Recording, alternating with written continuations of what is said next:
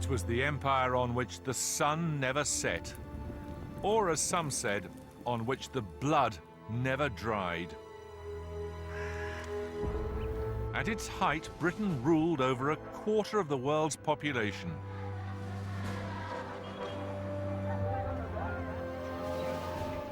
Many convinced themselves it was Britain's destiny to do so. Much of the empire was built on greed and a lust for power. But the British came to believe they had a moral mission too, a mission to civilize the world. The builders of empire were bold. They were adventurous. Some were ruthless, and some were just a bit unhinged. The sheer expanse of British rule was breathtaking. It stretched from the wilderness of the Arctic to the sands of Arabia and the islands of the Caribbean.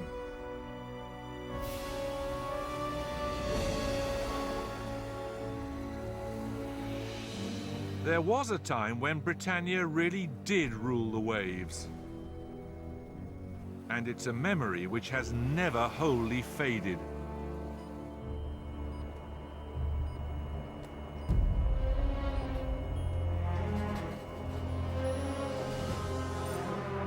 Once, the Navy imposed blockades, sank enemy vessels at will, suppressed slavery, mapped the world's uncharted oceans, and generally forced Britain's will onto foreign governments.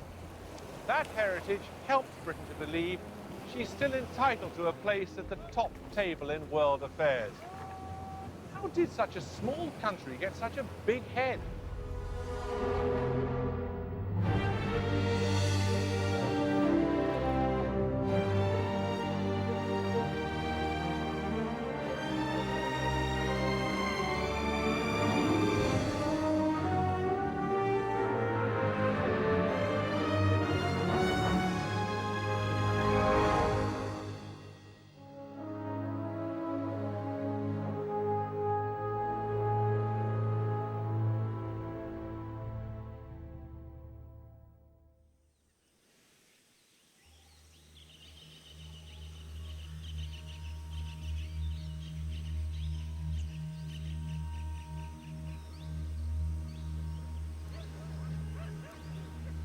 So much that shaped the extraordinary story of the British Empire was born here, in the complex, time-worn expanse of India. It was here the British learned the art of imperial power. Yet it was a treaty signed thousands of miles away that determined the fate of India. In February 1763, the great European powers were meeting in Paris to end years of war and to divide the world between them, from Canada to the Philippines. Britain's representative at the peace talks was the Duke of Bedford, a stubby, arrogant little man who'd never been to any of these places. In fact, his gout had made it difficult enough for him to get to Paris. But the Bedfords did pretty well out of the summit. The Duchess was given an 800-piece porcelain dinner service by the King of France, and the Duke got India for the British. The technologically advanced countries of Europe were eyeing up foreign lands for future conquest, and Britain had a head start. India was decisive. It gave Britain the resources, the markets, the manpower, and the prestige to build a worldwide empire. And in the years to come, they worked feverishly to secure that prize. First, Britain took control of the Mediterranean. Then they took the Cape of Good Hope at the bottom of Africa. Then Mauritius in the Indian Ocean. Then Ceylon, now Sri Lanka, of course. And finally, Singapore. A web of strongholds right across the globe. This was the beginning of Britain's time as the undisputed top dog of the world. Yet the whole thing was built upon something decidedly fragile.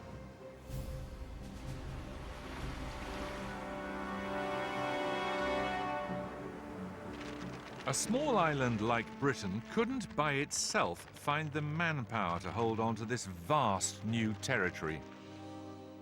So they came up with a system that would become a cornerstone of empire. They paid local soldiers to fight for them. British officers would now lead Indian troops. The colonized would provide the fighting force of colonialism for centuries to come.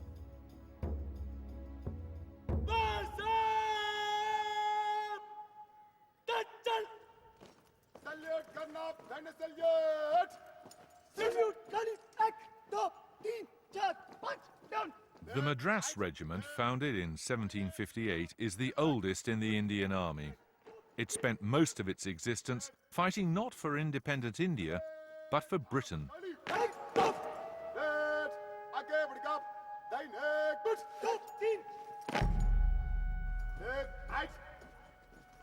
It doesn't bother Captain Dilip Shaker that his regiment helped to build the empire.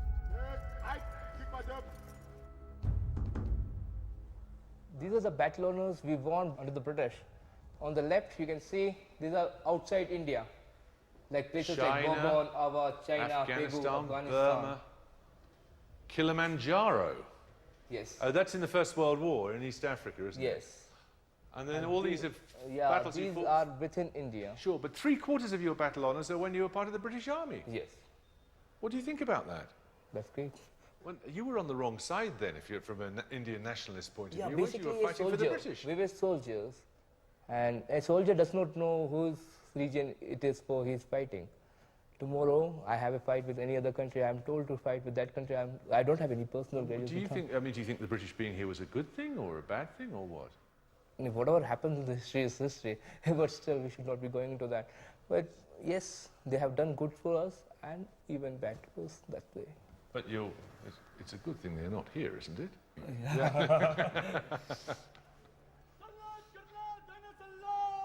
But all the troops you could hire could never control such a huge country.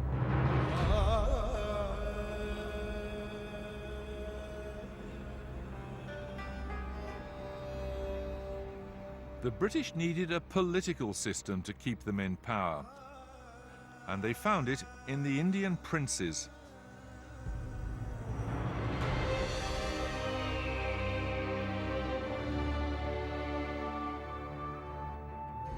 In the mid-1800s, the British invaders signed a treaty with the local ruler here, the Maharaja of Jodhpur. They promised him he could go on running his kingdom just as before, but he'd have to pay them for the privilege. This protection racket would be repeated all over India.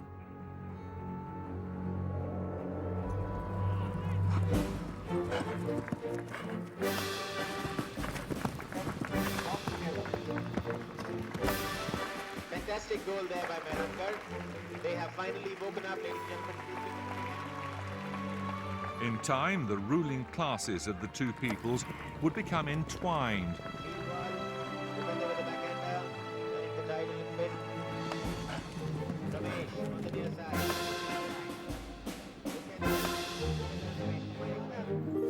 British customs and British dress became part of the trappings of Indian court life.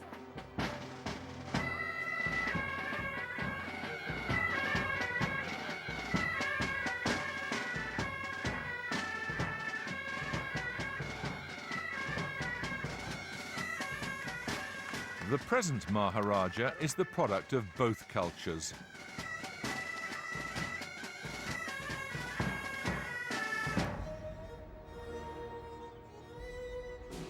This is the family palace, designed for them by a British architect. Understated little place.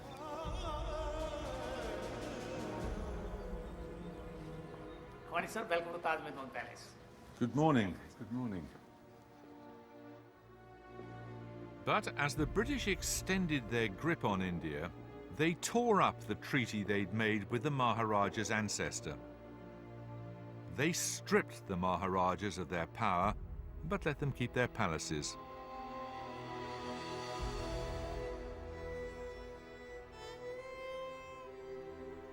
This way. This is your drawing room, is it? This is my drawing room, yes. We've tucked ourselves into a little corner of the palace. And all these chaps on the walls there All are my ancestors, aren't Yes, absolutely. That's my father behind you. And that's my great-great-great-grandfather. Great-great-great-grandfather. Splendid beard. Yeah. I suppose the first question is, what should I call you? Babji. But what does that mean? Everyone calls me Babji. Babji is a term of endearment as well as a term of respect. And what does it mean? Literally, it means Bap, which means father. And G is like an honorific. But even as a child, you were called Babji? Yes, absolutely. Your own involvement, of course, in Britain is considerable, isn't it? Since the age of 8. You were sent away to school in England, then? Prep school, yes. Prep school to Cot Hill, then Eton, then Oxford. 14 years in all. So you were really brought up as an English child? English boy. But I would switch. Is that good? I would switch, being what I was. Being an Englishman and become an Indian when I came home. When you look back at that original treaty, how do you feel about the British reneging on it? My ancestor at that time, he was very unhappy. First of all, to sign that treaty in the beginning. But he had no option left to self-preservation. But then he was very unhappy with until the period came when we learned how to use that presence to our advantage, get the best out of the system. And at that point, it becomes unclear who's pulling whose strings, doesn't it? Quite tricky.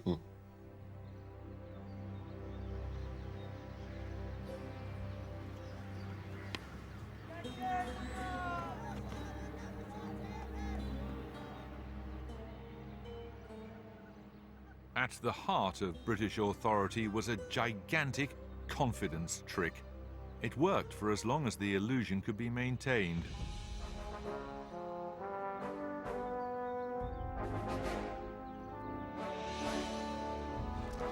Take Government House in Calcutta. It was the seat of British power in India. It's still the headquarters of the regional government today. When it was built in 1803, there were fewer than 6,000 British officials nominally ruling over some 200 million Indians. As one British Governor-General who lived here put it, if each black man were to take up a handful of sand and by united effort throw it upon the white-faced intruders, we should be buried alive. And that's the reason for the scale, the grandeur, the sheer boastfulness of this place. The idea being, if you look like a ruler, the people will treat you like a ruler.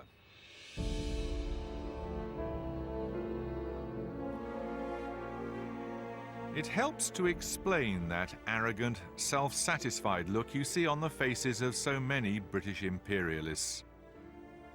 But the appearance was an enormous bluff. It could only be a matter of time before that bluff was called.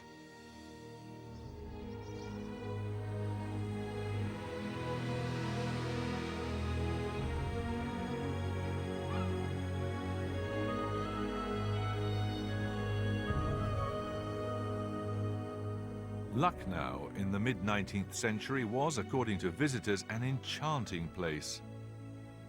The British here enjoyed a life of luxury and tranquility. But in May 1857, all that changed.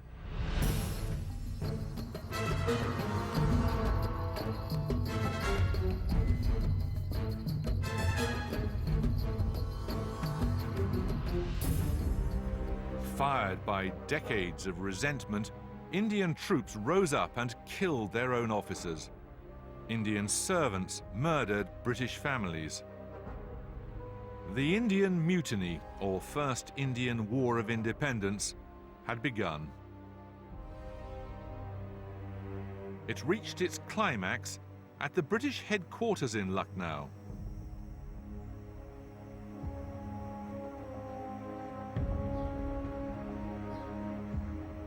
Here the myth of imperial power was shaken to the core. 3,000 British and loyal Indians were trapped inside and surrounded by 8,000 rebels. A terrifying siege was about to begin.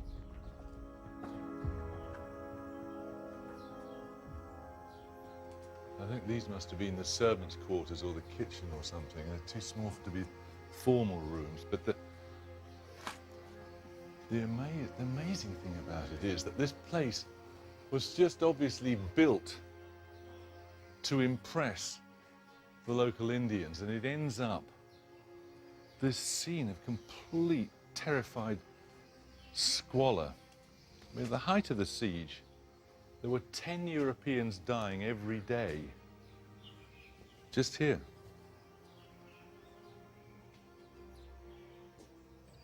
And these must be the marks of some of the cannonballs that struck the building. These ones didn't actually go through, but in other places you can see the balls have just gone straight through the wall.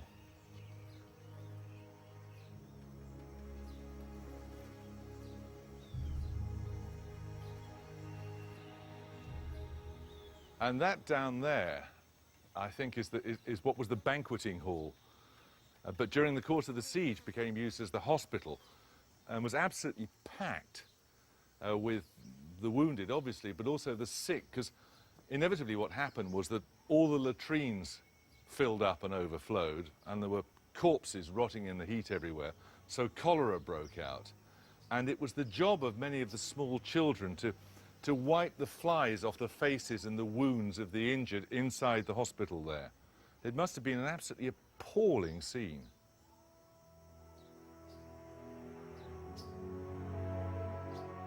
After 4.5 months, British relief forces arrived. As they fought their way into the stinking ruins, they showed no mercy. In the story of empire, rebellion always met with savage retaliation.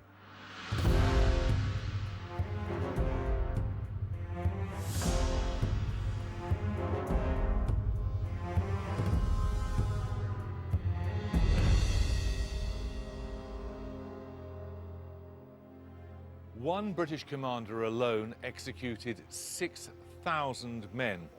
Elsewhere, he flogged suspected mutineers, made them lick blood from the slaughterhouse floor, and then hanged them. In other cases, mutineers were tied to the ground, branded with hot irons, told to run for their lives, and when they did so, were shot dead.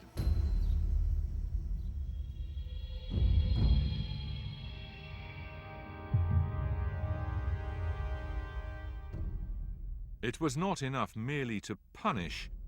An example had to be made.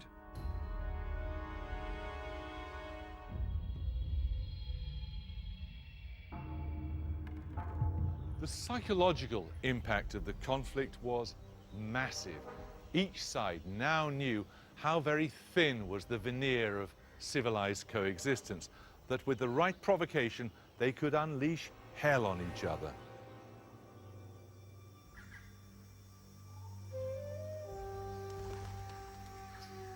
"2,000 men, women and children had perished in the siege. The pretense of British rule had been shattered, the bluff called. And when peace returned, British attitudes hardened. The poet Rudyard Kipling called it wearing knuckle dusters under kid gloves. The British would soon find a new way of showing who was boss. Look there.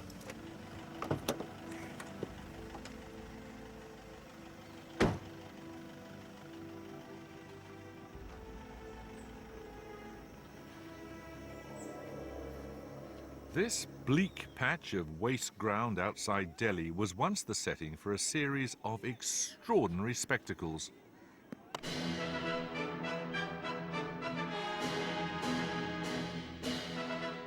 They were called durbars, the Indian word for a meeting between ruler and ruled.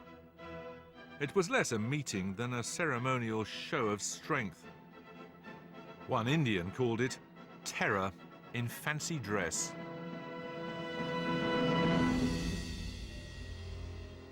Presiding over each of these gaudy ceremonies was the British ruler in India, the Viceroy.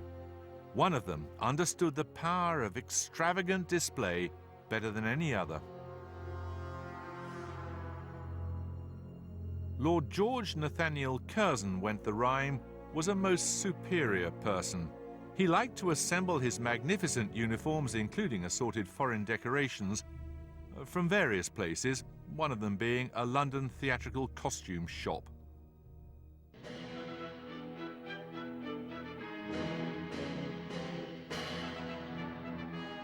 Magnificent events like this were meant to dazzle the country into submission.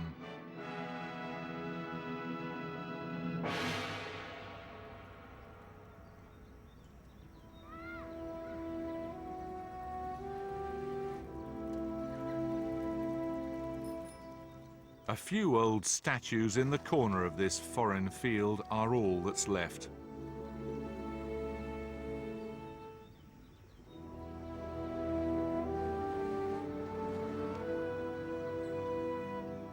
Hello. Even the caretaker of this peculiar place isn't much interested. Hello. Hello. Can I ask you some questions? What do you think of all the statues just down here?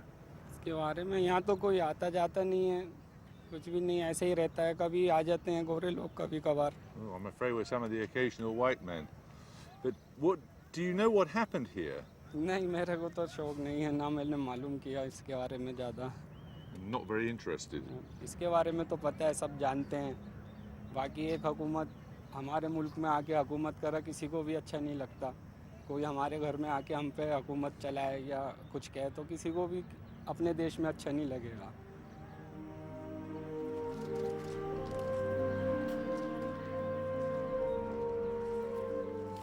There's one relic of the British Raj that still exerts something of its old magic.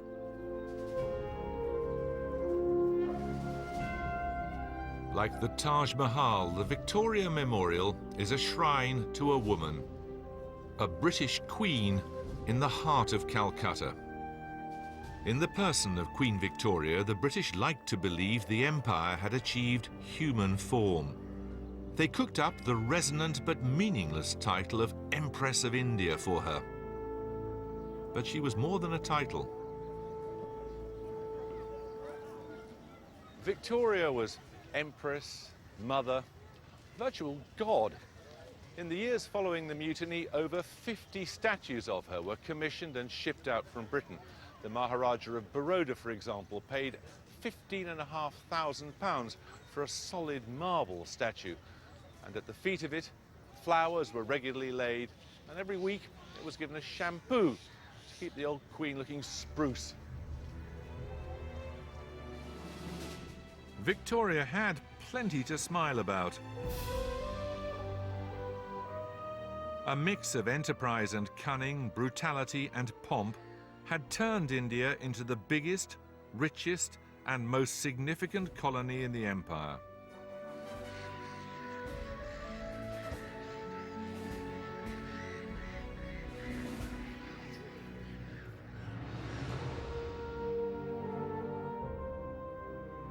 By the closing years of Victoria's reign, India formed the heart of an empire that stretched from Canada in the west to Australia in the east. It was time to celebrate.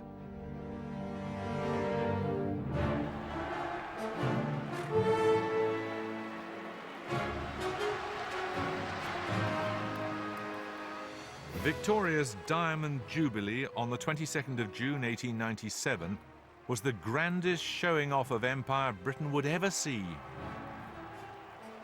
If the Indian Durbars were designed to cow the empire's subjects, the Jubilee was a piece of theatre meant to fire the British public with imperial fervour.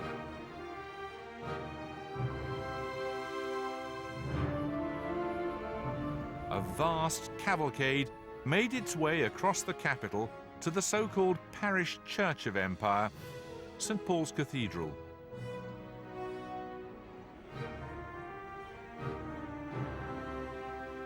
Thousands of troops had been summoned from all over the empire. Canadian hussars, Indian lancers, Cypriot policemen wearing fezzes, Jamaicans in white gaiters. There were Hong Kong policemen, Australian cavalrymen, Dayaks, Maoris, Rajas and Maharajas. In the midst of all this frenzy rode the matriarch of empire. She allowed herself an occasional tear. The day was marked by celebrations throughout her colonies.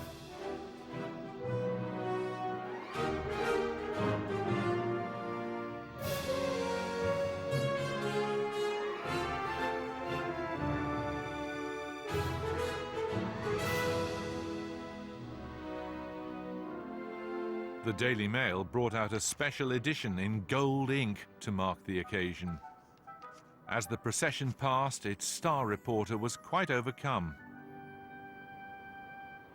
You begin to understand as never before what the empire amounts to. Not only that we possess all these remote, outlandish places, but that we send out a boy and he takes hold of savages and teaches them to obey him and to believe in him and to die for him and the Queen. But not everyone shared this sense of wide-eyed amazement. There were some who looked at the spectacle and wondered.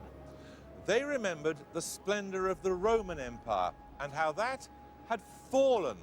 How could an empire that wouldn't stop growing be sustained? And in particular, how could the great prize of India be secured? The answer to that had already taken the British to some pretty unexpected places.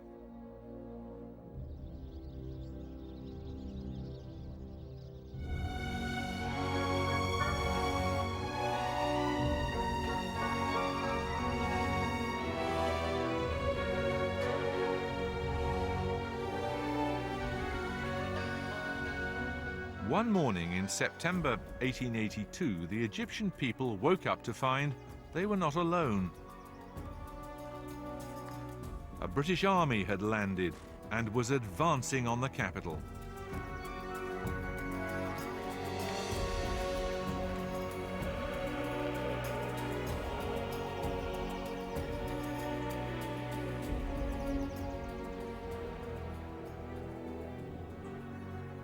Egypt was never part of the empire, you may say, and indeed formally you'd be right. Egypt was an emergency, an anomaly, an experiment, and for a while, a bit of a success. No sooner had British troops landed here than the British government announced they'd be leaving. In fact, they stayed for 70 years. What on earth were they doing here? The reason could be found just across the desert, the Suez Canal. This 120-mile slice through Egyptian territory was the lifeline of the empire, dramatically cutting sailing time to India. Most of the ships passing through it were British. They brought tea and cotton and jute from India and beyond to Britain. They could take troops back to quell another mutiny. Trouble near the canal might spell trouble for Britain.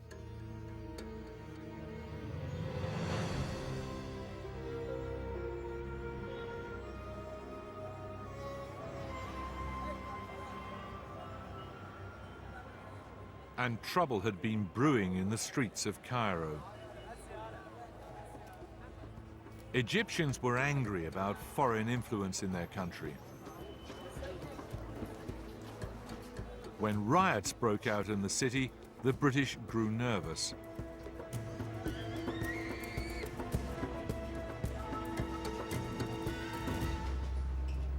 The Cairo riots triggered a classic piece of imperial footwork. The pattern goes like this. British people or British interests are threatened, British forces are sent to protect them, and they never leave.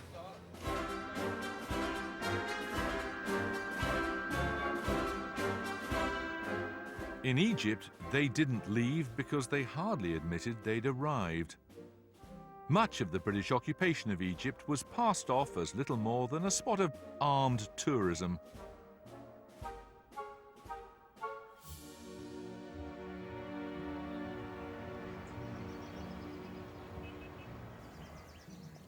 Good morning. Thank you. For many years, Egypt was run quietly from this building, now the British Embassy.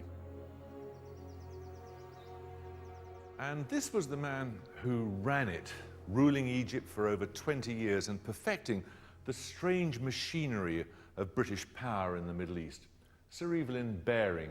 Officially, he was just Consul General rather than Colonial Governor, but with 6,000 troops stationed next door, there was no doubt who was in charge. It wasn't just his size that gave him the nickname Overbearing.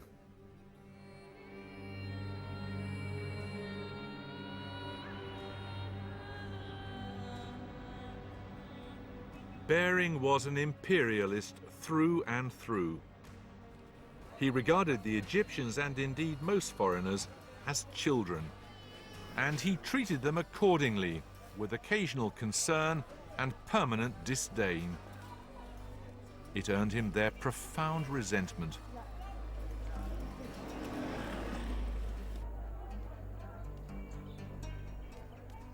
Baring allowed the Egyptian elite to imagine they were still running the country.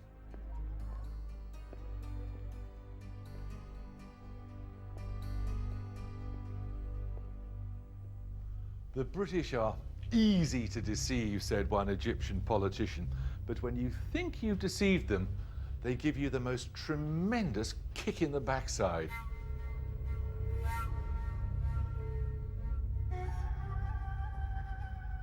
Baring was a man who liked to exercise power behind the throne.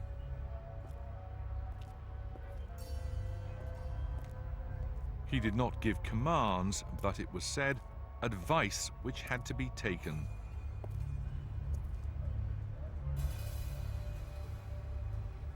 Here, the workings of empire had become almost invisible.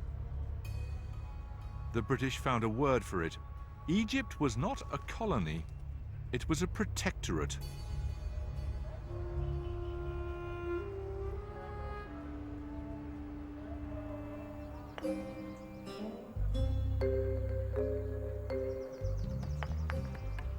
Baring allowed himself 2 hours each evening to exercise at the Gezira Sporting Club. As they did all over the empire, British officials in Cairo repaired to the club at the end of the working day.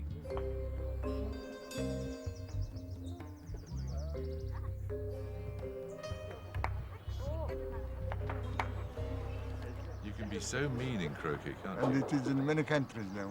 It is in many countries, yes. Hello, Abla. Have you been a member here a very long time?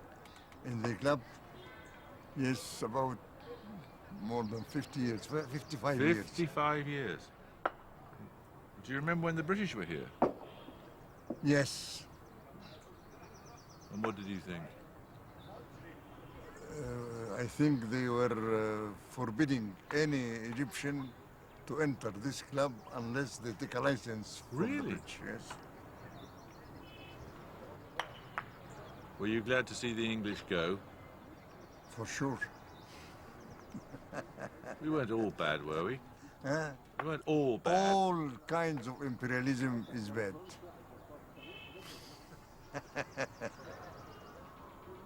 But was there nothing good that the British did here?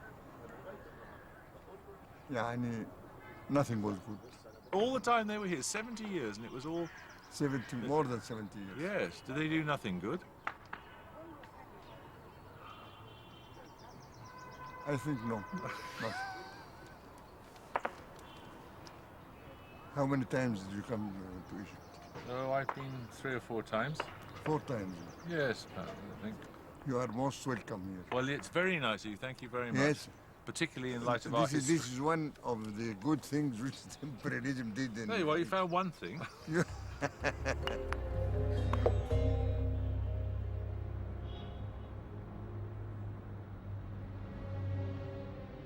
The temporary intervention in Egypt, the bit of empire that never was, would last into the middle of the 20th century. Bering himself, the Invisible Man, left in 1907 to retire to Bournemouth. Bering's last carriage journey from the British headquarters to the railway station was marked by what one witness called a chilly silence. I don't suppose he'd have cared that much. He wasn't here to be loved. But I wonder what he'd have made of the fact that even generations later, there were Egyptians travelling to England to spit on his grave.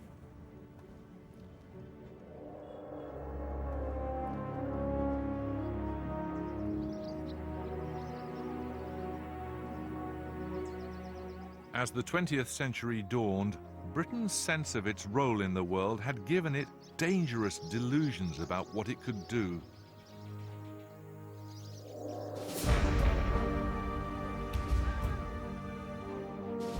World War and its aftermath would expose these delusions in a merciless fashion.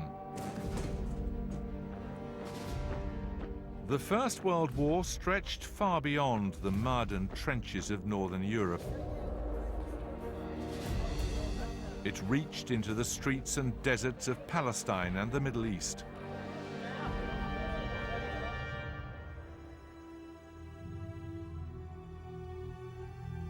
Once again, Britain feared for its key strategic asset, its lifeline to India, the Suez Canal. It had to be protected.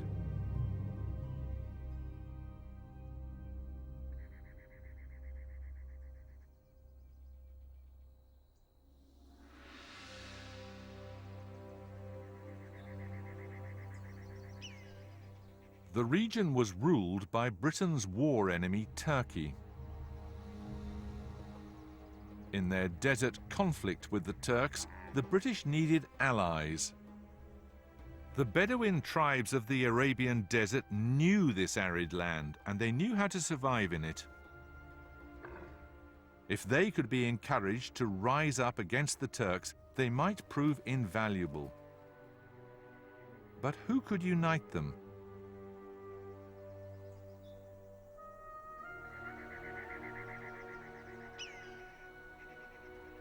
This is the edge of the Sinai Desert. It was here that a young man came on a secret mapping mission for the British Army. It was disguised as an archaeology field trip, and it was the beginning of a long love affair with the desert and with the Arab people. That love affair created one of the most romantic figures in the history of the British Empire, Thomas Edward Lawrence, Lawrence of Arabia.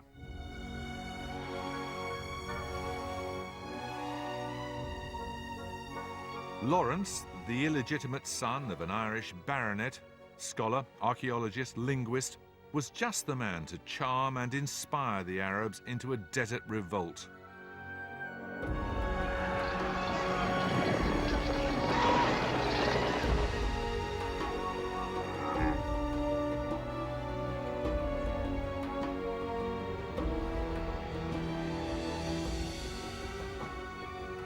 The story of an Englishman leading an exotic army across the desert caught the public's imagination.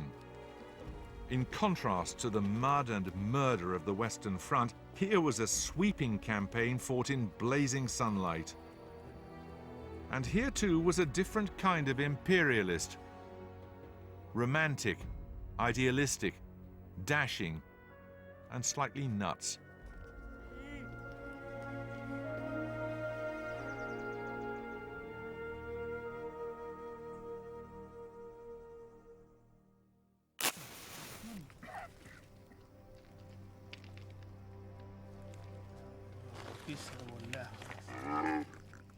Lawrence had a passion for the Arabs and their way of life. His ability to live like them impressed them. So did the gold from the British treasury he brought to pay them. Shukran.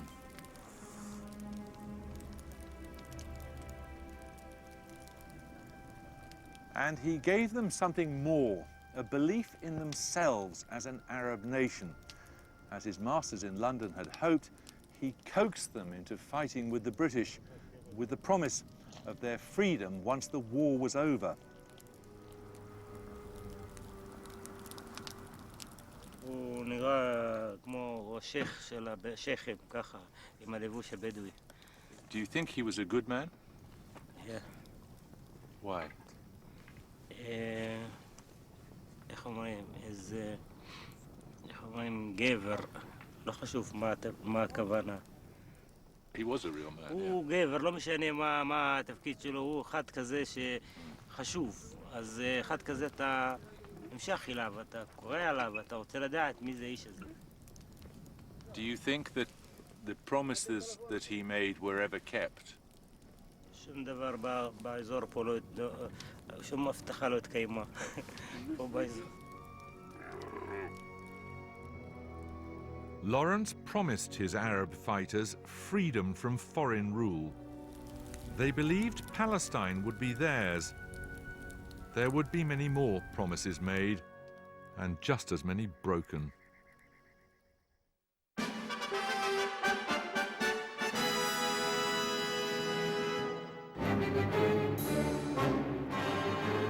The war in the desert finally brought Britain a string of heady victories.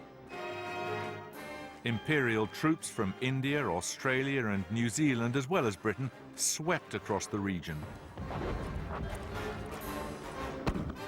By the winter of 1917, the ultimate prize was within their grasp. The holy city itself.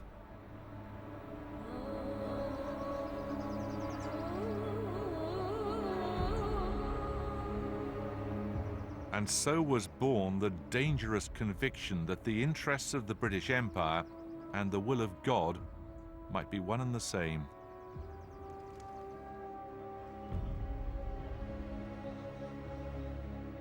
For Christians, Jerusalem was sacred as the site of the Church of the Holy Sepulchre, venerated as the place where Christ's body was laid.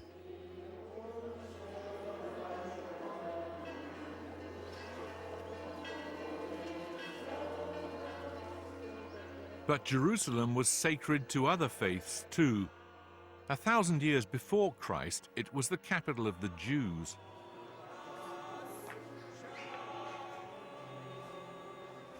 Sharing the city with the Jews in relative peace were the Arabs, for whom Jerusalem was one of the holiest cities in Islam.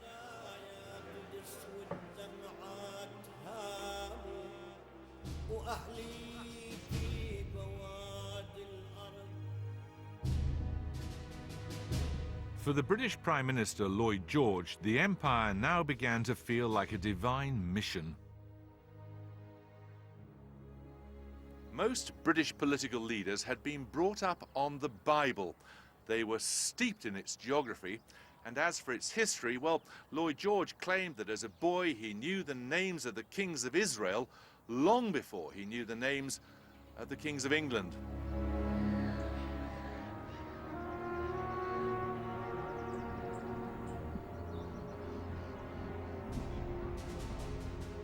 At noon on December the 11th, 1917, British forces entered Jerusalem. In a show stage managed from London for this imperial victory, the trappings of power were discarded. Commander-in-Chief General Edmund Allenby dismounted from his horse and entered the city on foot. To a watching world, Allenby was proclaiming that he came not as a conqueror, but as a pilgrim.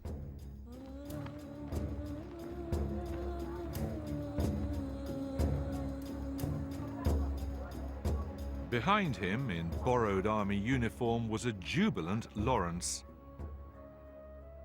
But his joy would prove short-lived. On the walls of the city, Allenby ordered a solemn proclamation from the British government to be read out.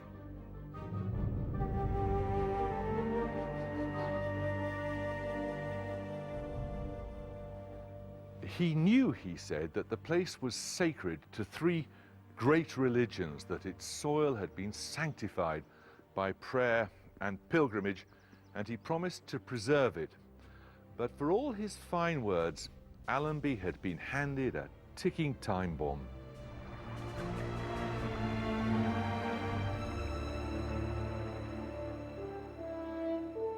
For back in London, the British government had just gone even further.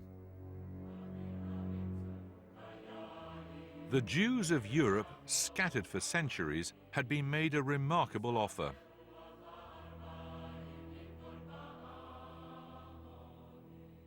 In the Balfour Declaration, the British Foreign Secretary committed Britain to helping the Jews make a home in Palestine.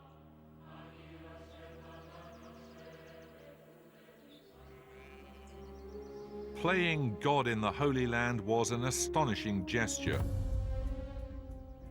The British had come to feel they were agents of destiny. They had become powerful enough, and you might say well-meaning enough, to believe they could solve the problems of the world. The promised land had now been promised once too often.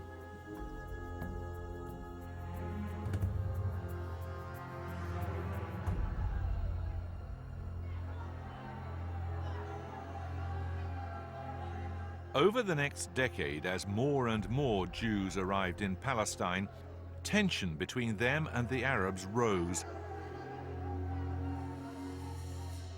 It came to a head at the Wailing Wall in the heart of Old Jerusalem.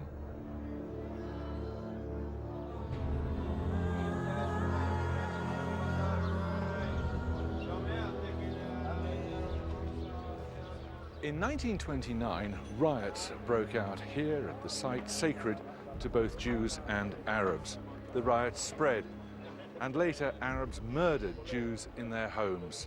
The British police were completely outnumbered, and the British authorities decided that from now on, all Arab outrages would be met with real aggression.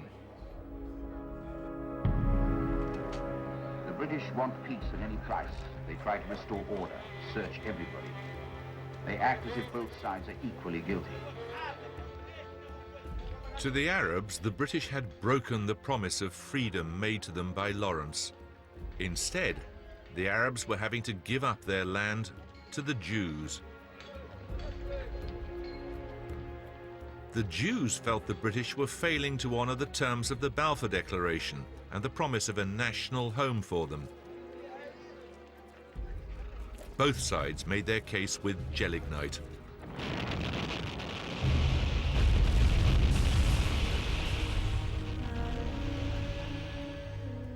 Both sides committed appalling atrocities.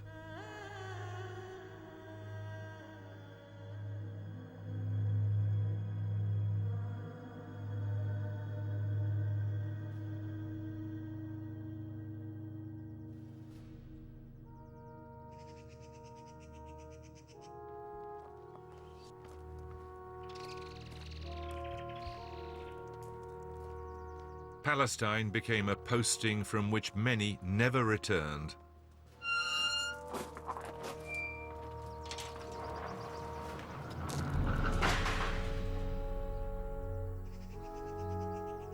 The Protestant cemetery on Mount Zion is full of British graves. Many belong to soldiers, policemen, and civilians who died trying to keep apart two peoples who had previously lived relatively peaceably together.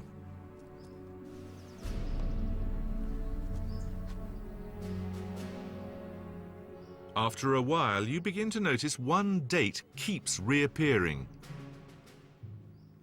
The 22nd of July, 1946.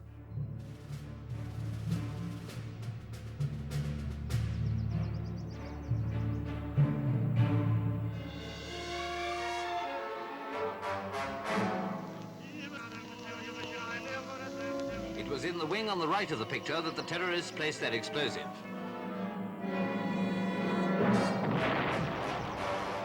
hotel housed the British Army headquarters and the Palestine government offices, and casualties were very heavy. 91 people were killed, including 41 Arabs, 28 British, and 17 Jews.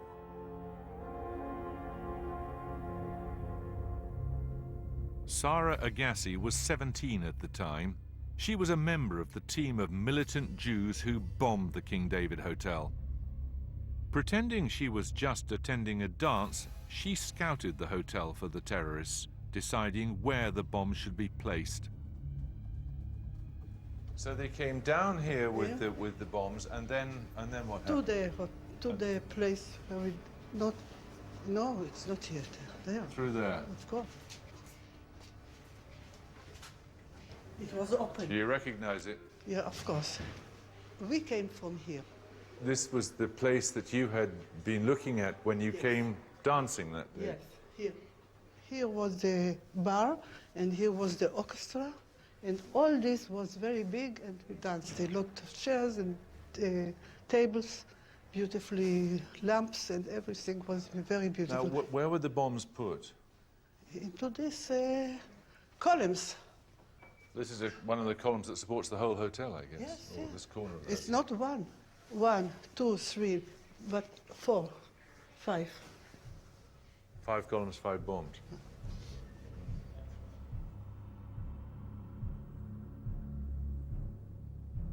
What was your reaction when you heard the bomb go off? What did you think? What did you feel? We were satisfied. You were satisfied? Yes, it was a mission. You've never been worried about what you did? Of course I was worried to succeed. But your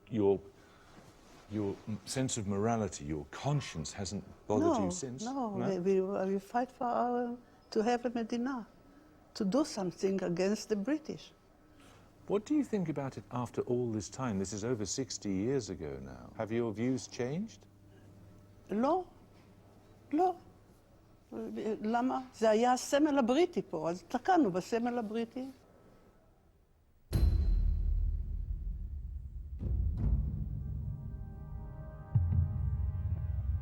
Do you not feel any thanks at all to the British? I mean, without the Balfour Declaration, there would have been no Jewish homeland in this part of the world.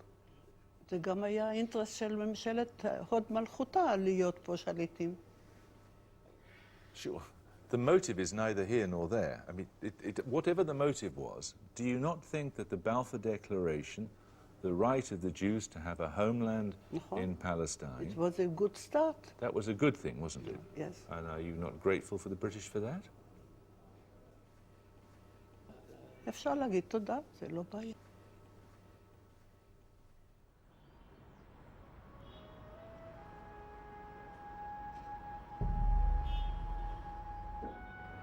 It was now a lot less like the promised land than hell on earth. Tommy's Go Home, someone daubed on a wall, and beneath it, a despairing squaddy wrote, I wish we well could.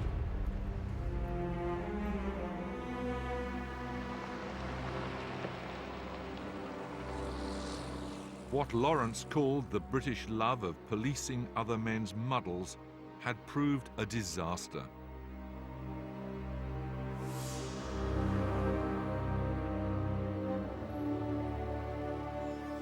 The British Empire is gone from the Middle East, but everyone still lives with the consequences of Britain's presence in Palestine. Divided peoples and a divided land.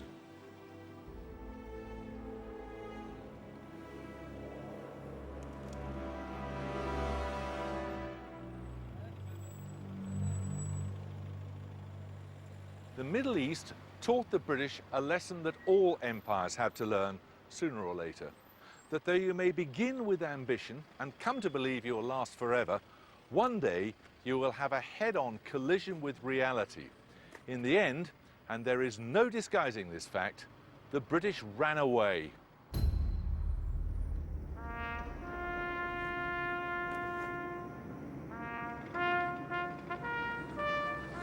It was May 1948.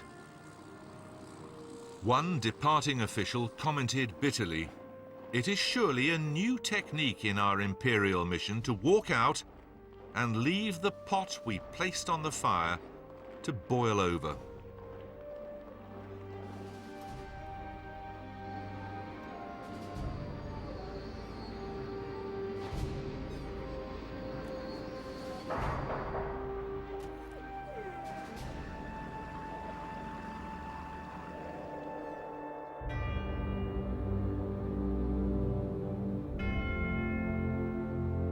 The bluff of British omnipotence had been called. It would be called again and again over the next few decades. The empire that had lasted more than 200 years would be dismantled in scarcely 20.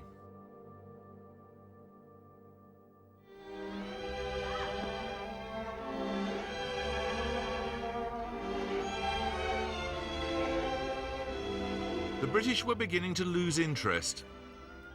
The battered country that emerged from the Second World War was more concerned with bettering the lives of its citizens than anything else. An American politician later remarked that the British people had decided they preferred free aspirins and false teeth to a role in the world.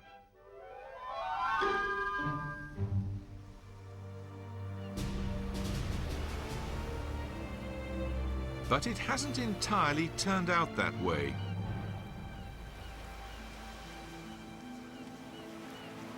In fact, we've done anything but climb into the back seat. The empire may be over, but imperial habits linger on.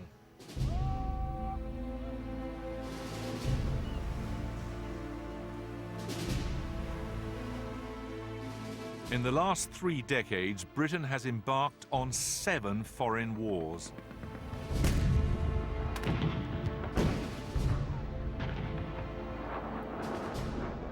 There were arguments aplenty for fighting any one of them. But you can't help wondering if, without the memory of empire, Britain would have plunged in quite so readily. It's as if we can't quite let go of who we once were.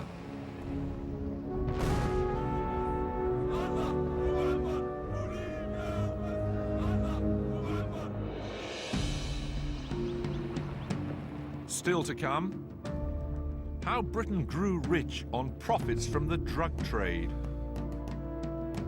and from the traffic in human beings. How it brought Christianity to Africa and the gospel of sport to the world. And next time, how British men and women made themselves at home in the far-flung colonies of empire.